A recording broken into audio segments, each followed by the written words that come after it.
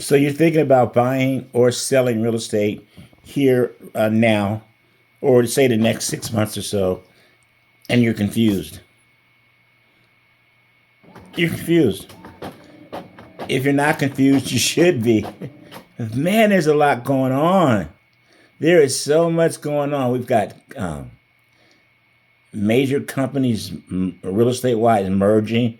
I mean, that's the EXP. We just merged, acquired, whatever, with Next Home. I mean, the whole real buying remap.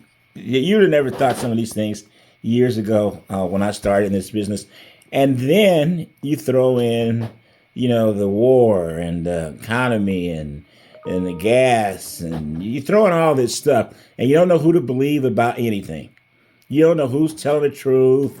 You don't know what media is forum is telling the truth. You don't know anything, so you're confused as far as trying to make your decision. So here's where I'm going to start. Where I'm going to start with is your decision to whether you need to buy or sell or invest right now is a personal one. And it's a personal one based upon what your circumstances are. Let's suppose, unfortunately, selling wise, I don't know, maybe you worked at Spirit and maybe your job's gone. Or maybe you're working at one of the major companies and they're telling you they're going to have 20,000 layoffs in the next 3 months and all that type of stuff. Maybe you're in that category. If you're in that category, it's you selling or reorganizing yourself with your real estate is different than someone that's thinking about, I get my price, I sell, value goes up, I'll move. If not, I'm gonna stay here with my 3% interest rate, and I'll be in and out of Home Depot, and I'll just be fixing my place up all the time, which there's nothing wrong with, by the way. But when I'm being so extreme about it because they're two extremely different mindsets. I mean, if you're looking to buy right now, hey, are you renting? And when I say that, I'm not trying to be sarcastic. I mean, there's some people that may be still staying home with their parents or circumstances where they're not actually paying a monthly rent. But if you're paying a monthly rent right now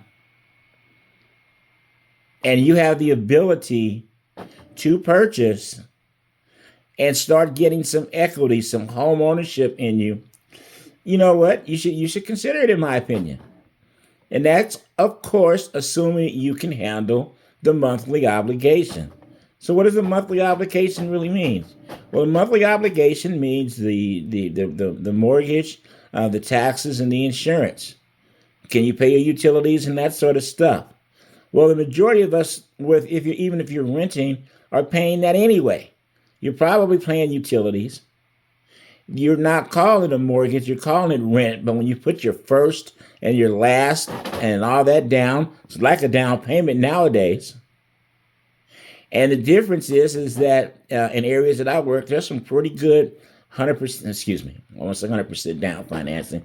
I will say down payment assistance programs that you don't have to be like making $5 an hour to get. You can actually, be earning a living wage and still get down payment assistance because the marketplace has changed a little bit and the sellers are a little bit more motivated. There are possibilities of some sellers helping with buy downs on interest rates for your monthly payment and or helping with closing costs, things that were not really available over previous years just because of what the market was. So should you look into buying? Absolutely.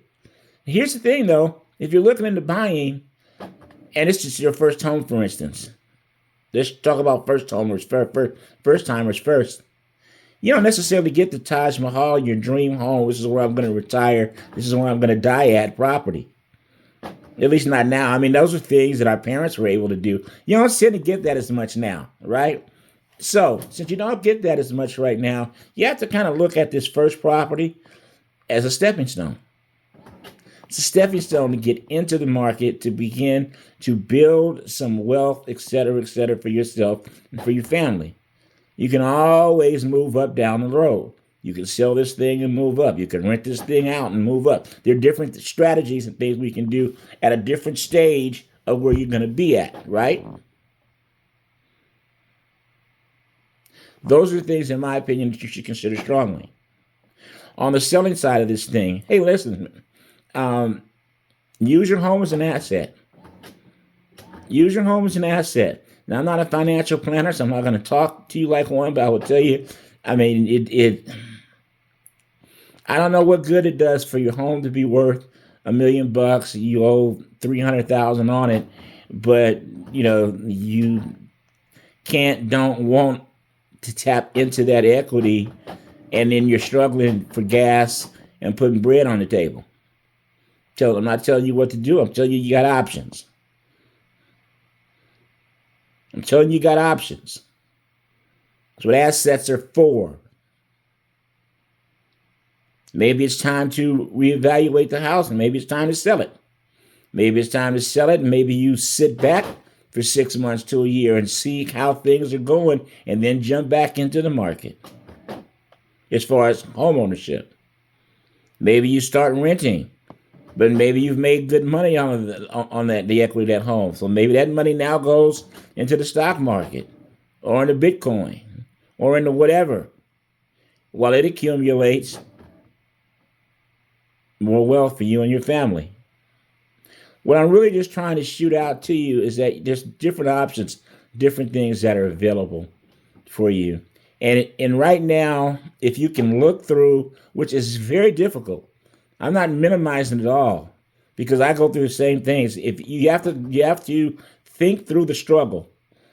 You got all this white noise, and you got all this stuff, and everybody's an expert, and everybody's a bully, and everybody's just all this drama that goes on, right? You have to keep the main thing, and the main focus. And the main focus is the things that you can do best for you and your family, your parents, your kids, your grandkids, whomever's close to you, people that you love. That's what this is really all about. Because I can tell you this, the people that are creating the noise that's out there with media and politicians, et cetera, the people that are creating the noise, pretty much all of them are making a lot of money. And who's not making a lot of money? The people. Let the main thing be the main thing, and focus on your family. If you have any questions, there's anything we can do real estate wise for you as far as investing, buying, selling. If you're in the real estate business and you're trying to reevaluate your business or what you want to do in the future, feel free to reach out. We are stronger as a community. If we are together, we're stronger as a society. If we can think together and help everyone achieve a little bit more. God bless. Thank you for taking the time to listen to this message. I know it's a little longer than some of the other ones I do.